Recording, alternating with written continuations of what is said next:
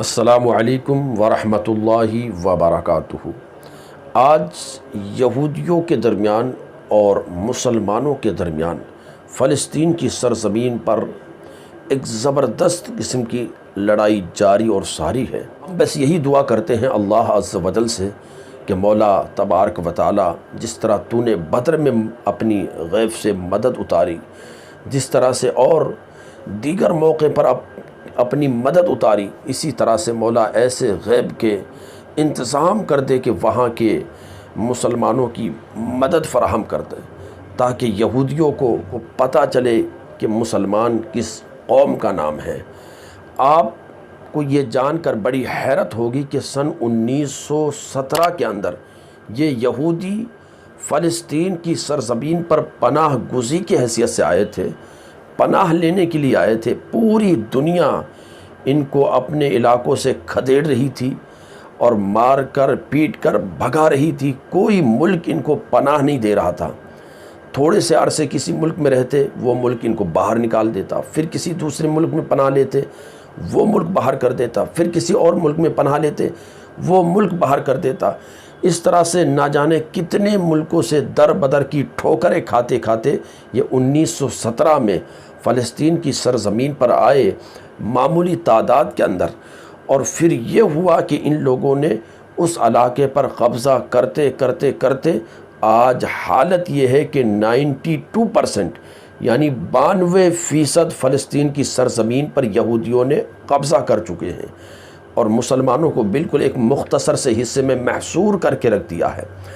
تو یہ ان کی شرارت ہے، اور یہ ان کی کمینہ پنتی ہے، اور یہ ان کی شرانگیزیاں ہے، جن کی وجہ سے ان کو کسی ملک نے پناہ دی نہیں۔ مسلمانوں نے ان کے ساتھ خیر کیا، بھلائی کی، احسان کیا، لیکن اتنی احسان فراموش قوم ہے کہ انہیں اتنا بھی نہ یاد رہا کہ مسلمان تو وہ قوم ہمارے ساتھ بھلائی کی تھی، ہمیں پناہ دی تھی، لیکن آج یہ مسلمانوں ہی کے مارنے پر اڑے ہوئے ہیں۔ تو یہ دراصل یہودی جو اپنے اس فلسطین کے علاقے میں جمع ہو رہے ہیں اور انہوں نے اپنی ایک الگ ریاست بنائی ہے، تو کیا یہ سمجھ لیا جائے کہ یہ یہودی سارے کے سارے اپنی قتل گاہ میں جمع ہو رہے ہیں؟ کیا یہ سارے کے ساری اسی علاقے میں مارے جائیں گے؟ سب کی یہیں قبریں بنے گی؟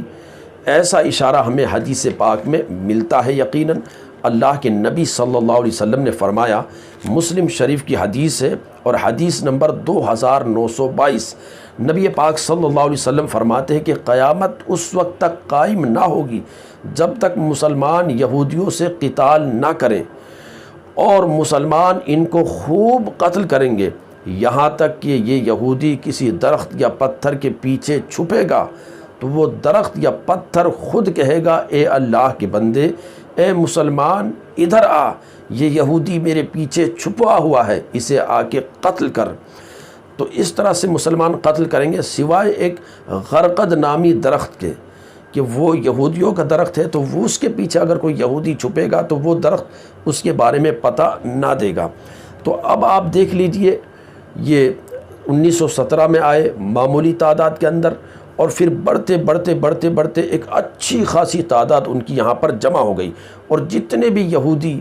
ممالک دوسرے ملکوں کے اندر یا دوسری کنٹریز کے اندر پھیلے ہوئے تھے، ان سب کو یہ دعوت دے رہے ہیں کہ آؤ ہمارے یہاں پر بسو، آؤ ہمارے علاقے میں آ کے رہو۔ تو اس طرح سے سارے یہودی اپنی جگہ پر جمع ہو رہے ہیں۔ تو کیا اب یہ سمجھ لیا جائے کہ قیامت قریب ہے؟ تو یقیناً قیامت کی جو نشانیاں بیان کی گئی ہیں، ان میں سے ایک نشانی کے طور پر یہ پوری ہوتی ہوئی نظر آ رہی ہے کہ نبی پاک نے فرمایا قیامت اس وقت تک برپا نہ ہوگی جب تک یہودیوں سے مسلمان قتال نہ کرے، اور مسلمان ان کو خوب قتل کریں گے، حتیٰ کہ یہ درخت یا پتھر کی پناہ لیں گے تو وہ درخت اور پتھر بھی ان کو کوئی فائدہ نہ دے گا۔ تو اب یہ سارے یہودی ایک ہی جگہ اکٹھا ہو رہے ہیں، اور الحمدللہ نبی پاک صلی اللہ علیہ وسلم نے جو فرما دیا ہے وہ مبنی بر حقیقت ہے، یعنی اس میں صداقت ہی صداقت ہے، سچائی ہی سچائی ہے، اس میں سچائی کے علاوہ کسی دوسری چیز کا شائبہ تک نہیں ہے۔ تو نبی کے فرمان پر ہم کو سب سے زیادہ یقین ہے۔ تو اب جس طرح کے حالات بن رہے ہیں اور جس طرح دنیا بڑی تیزی سے کروٹ بدل رہی ہے، اس سے ایسا لگتا ہے کہ ایک علامت قیامت کی پوری ہونے جا رہی ہے کہ یہود سارے کے سارے ایک ہی خطے میں، ایک ہی علاقے میں جمع ہونے جا رہے ہیں، اور پھر ایک دن آئے گا کہ نبی پاک کی یہ حدیث پوری ہوگی کہ مسلمان ان سے قتال کریں گے، اور ان کو نیست و نابود کر کے جن علاقوں پر انہوں نے قبضہ کیا ہوگا، مسلمان پھر واپس اپنے قبضے میں ان علاقوں کو لے لیں گے۔ گزارش ہے ویڈیو کو دوسرے لوگوں تک ضرور شیئر کریں۔ السلام علیکم ورحمۃ اللہ وبرکاتہ۔